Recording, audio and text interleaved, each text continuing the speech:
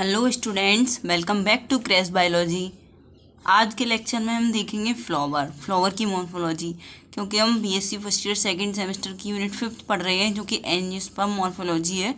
उसमें हमने देख लिया रूट मॉर्फोलॉजी, उसके मॉडिफिकेशन टाइप्स और फिर सूट मॉडिफिकेशन टाइप्स। ये सारी दोनों लेक्चर हम कंप्लीट कर चुके हैं। आज थर्ड लेक्चर है, इसमें हम देखेंगे फ्लावर मॉर्फोलॉजी।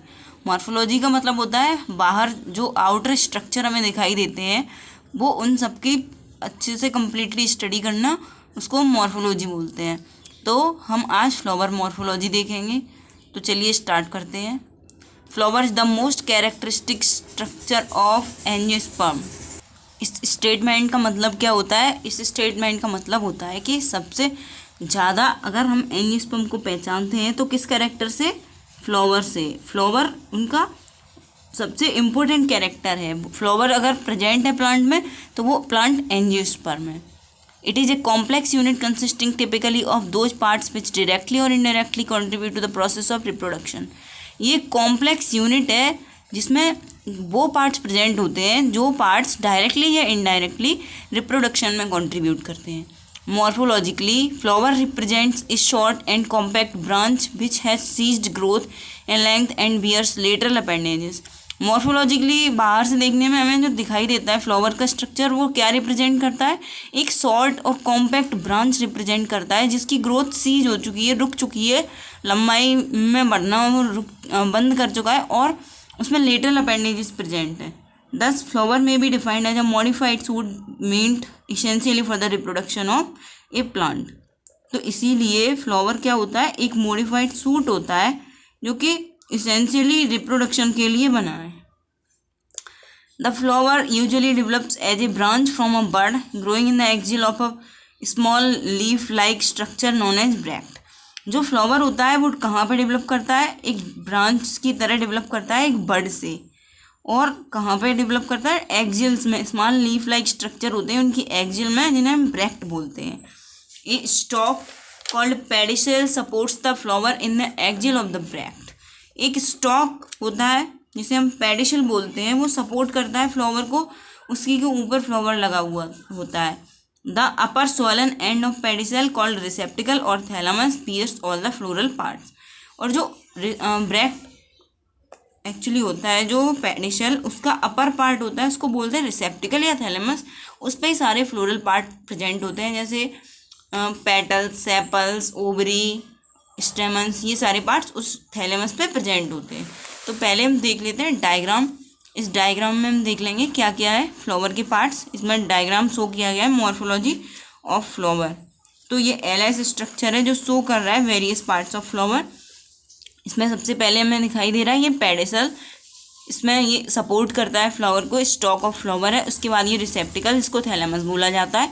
ये बेस होता है फ्लावर का, जिसपे फ्लोरल ऑर्गन्स अरेंज्ड होते हैं और इसे थैलेमस कहा जाता है। उसके बाद ये हमें दिखाई देंगी सेपल्स बाहर से। अगर हम लेकिन एलएस काटेंगे तो हमें ओवरी और ये सारी स्ट्रक्चर दिखाई देंगे। तो सबसे पहले सेपल्स दिखाई देंगी। ये नीचे वाले पार्ट होते हैं कैलिक्स, इसको सेपल्स बोला जाता है। सेपल्स के कलेक्शन को कैलिक्स बोला जाता है। फिर कोरोला होता है पेटल्स का कलेक्शन। जो कलर्ड पार्ट होता है फ्लावर का उसको पेटल्स बोलते हैं और उसका कलेक्शन कोरोला कहलाता है, कैलिक्स कोरोला। उसके बाद एंड्रोशियम आएगा, जिसमें जो मेल रिप्रोडक्टिव पार्ट होता है उसमें सारे पार्ट वो कलेक्शन ऑफ स्टेमन्स होता है। फिलामेंट होगा, ये लॉन्ग स्टॉक होगा उसमें, और एंथर होगा, ये ऊपर वाला जो पार्ट है ये एंथर होता है। उसके बाद ये है female part, female reproductive part gynoecium. इसमें होता है स्टिग्मा, स्टाइल और ओवरी। तो ये ओवरी नीचे वाला पार्ट है, इसमें ओव्यूल फॉर्म होगा जो कि जिसमें कि एग प्रेजेंट होंगे। उसके बाद स्टाइल, ये लॉन्ग स्टाइल होती है, और ये स्टिग्मा जहाँ पे जो पॉलन होता है वो आके लैंड करता है, तो स्टिग्मा हो गया ये। तो ये हो गया gynoecium, androecium, calyx, Corolla, pedicel, रिसेप्टिकल। ये एलएस ऑफ फ्लावर हो गया जो कि वेरियस पार्ट्स को शो कर रहा है।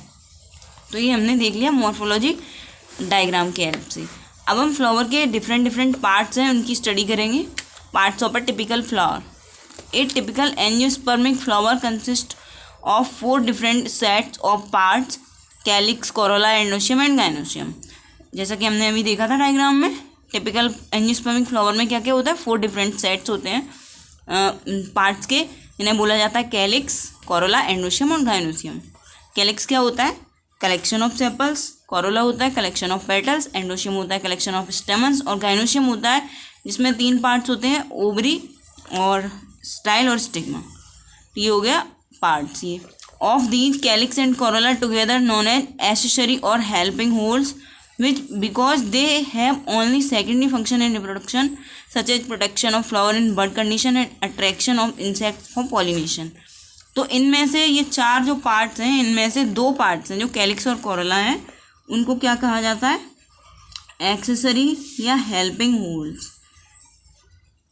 होल्ड्स क्या होता है? जो कलेक्शन ही होगा उसको होल्ड बोलेंगे पार्ट्स को।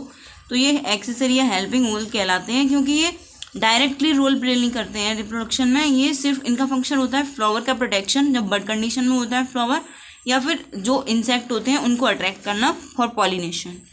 The androecium and gynoecium together are called reproductive और एसेंशियल होल्स। और लेकिन जो एंडोशियम और गाइनोशियम होते हैं उनको हम कलेक्टिवली क्या कहते हैं? रिप्रोडक्टिव या एसेंशियल होल। इन्हीं से रिप्रोडक्शन होता है क्योंकि वो इन्वॉल्व होते हैं production of male and female gametes and seed formation. Male और फीमेल गैमेट्स के प्रोडक्शन में और सीड फॉर्मेशन में। The description of different parts of typical flower is given below. एक टिपिकल फ्लावर का डिस्क्रिप्शन, फ्लावर के पार्ट का description यहाँ पे दिया जा रहा है, वो हम पढ़ेंगे। सबसे पहले pedicel. This is the stalk to which flower is attached. The swollen tip of the pedicel is called thalamus और रिसेप्टिकल। पेडिसल ये स्टॉक होता है जिस पे फ्लावर अटैच्ड होता है। इसकी swollen टिप को रिसेप्टिकल या थैलेमस कहा जाता है, जिस पे फ्लावर होल्स इंसर्टेड होती हैं, अरेंज्ड होती हैं। Calyx. This is the lowermost floral whorl. It consist of green and leafy members called sepals. Calyx होता है ये लोअर मोस्ट फ्लोरल होल होता है और इसमें ग्रीन लीफी मेंबर्स होते हैं जिन्हें हम सेपल्स कहते हैं। इसके बाद corolla. This is the second floral whorl. ये सेकेंड फ्लोरल होल होती है। It consist of brightly coloured leafy members each being called petal. इसके बाद कोरोला होता है सेकेंड फ्लोरल होल और जिसमें ब्राइटली कलर्ड लीफी मेंबर्स होंगे उनको हम पेटल बोलते हैं। पेटल कौन कौन सी होती हैं? जैसे आपने अगर गुड़ैल का, जिसे हिबिस्कस बोलते हैं, उसका फूल देखा होगा, उसमें रेड कलर का जो पार्ट होता है वो पेटल्स होता है। और जो रोज़ का फ्लावर होता है उसमें पिंक कलर का पार्ट होता है, वो होता है पेटल। उसको कोरोला बोला जाएगा कलेक्शन में। तो ये आप समझ सकते हैं पेटल क्या होता है। Androecium. This is third whorl floral whorl consist of stamens, या जिन्हें हम माइक्रोस्पोरोफिल्स भी बोलते हैं। ये थर्ड होल है जो स्टेमन कंसिस्ट करता है, या उसको हम माइक्रोस्पोरोफिल कहते हैं। स्टेमन is the male reproductive part of the flower. स्टेमन male reproductive part होता है फ्लावर का।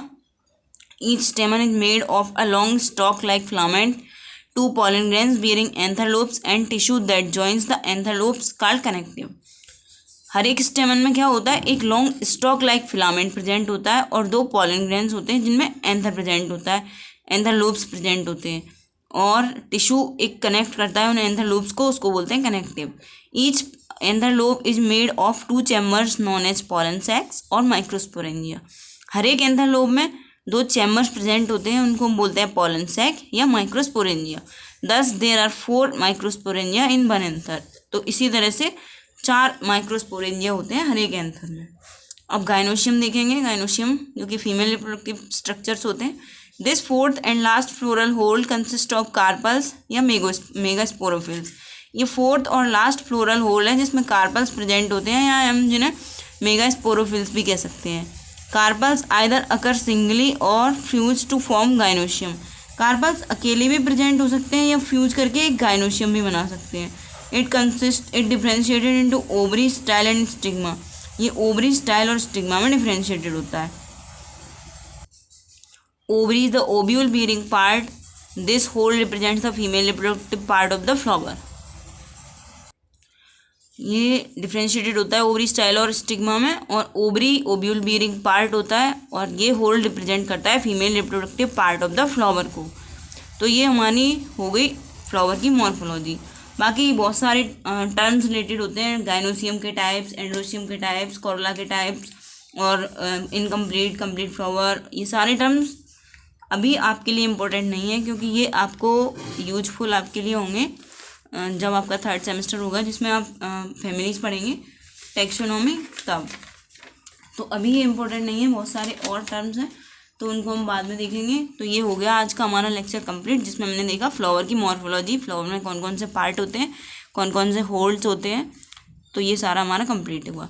इससे पहले हमने रूट और स्टेम की मॉर्फोलॉजी और मॉडिफिकेशंस देखे थे। तो ये हमारा 3 लेक्चर आज कंप्लीट हो चुके हैं। चैनल पे अवेलेबल है प्लेलिस्ट, आप कंप्लीट कर लेना, वहाँ से नोट साथ साथ बनाते जाना। और जो फर्स्ट और सेकंड और थर्ड यूनिट अगर आपने कंप्लीट नहीं किए हैं अभी तक, ब्रायोफाइट, टेरिडोफाइट और जिम्नोस्पर्म, तो वो कंप्लीट कर लेना आप चैनल पे अवेलेबल प्लेलिस्ट से।